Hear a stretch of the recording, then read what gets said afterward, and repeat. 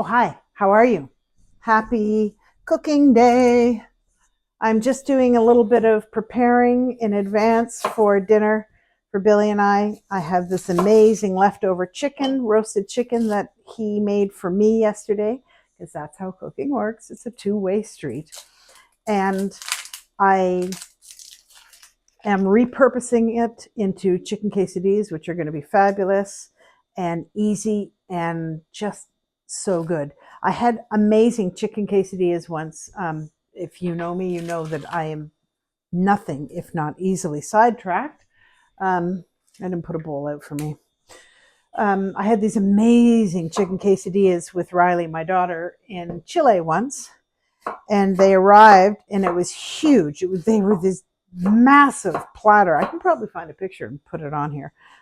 Massive platter of chicken quesadillas, and they were just so good. I mean, as soon as you put them in your mouth, the flavor was incredible, and we couldn't even eat them. Like, it was one order shared between the two of us, and we weren't anywhere near completing this meal. So, anyways, I often think of that when I think about making chicken quesadillas. And then when I start thinking about Chile, I think about seeing a knife fight on the street. That's a whole different story. We'll talk about that another time. So funny. And now I'm going to have to send her a text and say, hey, Riley, do you remember the time we saw the knife fight? And it wasn't a complete knife fight. One of them had like a green colored knife, like something you get from IKEA. The other one had a broomstick. So, it was fun times in Chile on a Sunday. So, anyways, I am here and I'm repurposing our chicken from yesterday. And, it was amazing for Billy to step in and help out when I was busy and I had a bunch of things on the go and some training I had to do yesterday. And he knew I was busy and he stepped up and made dinner for me, which was great. And it was delicious. And I consulted with him, but I didn't do it for him. And he did so much of the work and had dinner ready for me when I came out. And that type of thing means so much to me, as I think it does to most. So when you think about sharing something with your partner, sharing the mental load, sharing the work is something that's so big that sometimes you can easily do without having to make a big deal of it, right? So last night he said, or yesterday he said, I'll make dinner because he was off and I was doing this training thing. And I said, that would be wonderful. And he said, do we have any chickens? Can we thaw chicken? I thawed a chicken and off he went.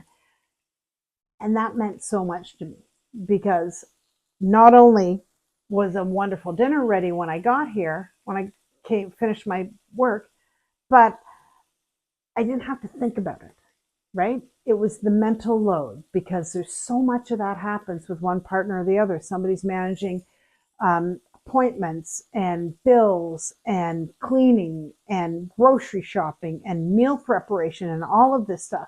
And anytime your partner steps in and says, hey, let me help you with that, we can do it together, is huge.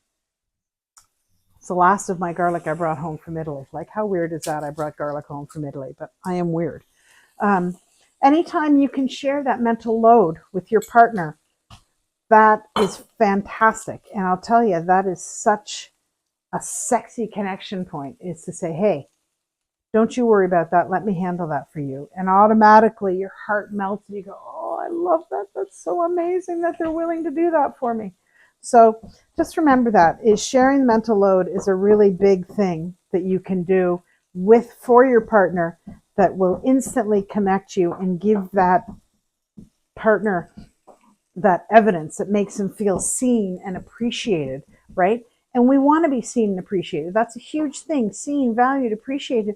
We want to know that we matter. And when you say, hey, let me do that for you, you are instantly shouting from the rooftops that I see you, I appreciate you, I value you. So just keep that in mind. These are great ways for you to connect with your partner and feel seen, feel loved, help them feel seen, help them feel loved. It's teamwork, right?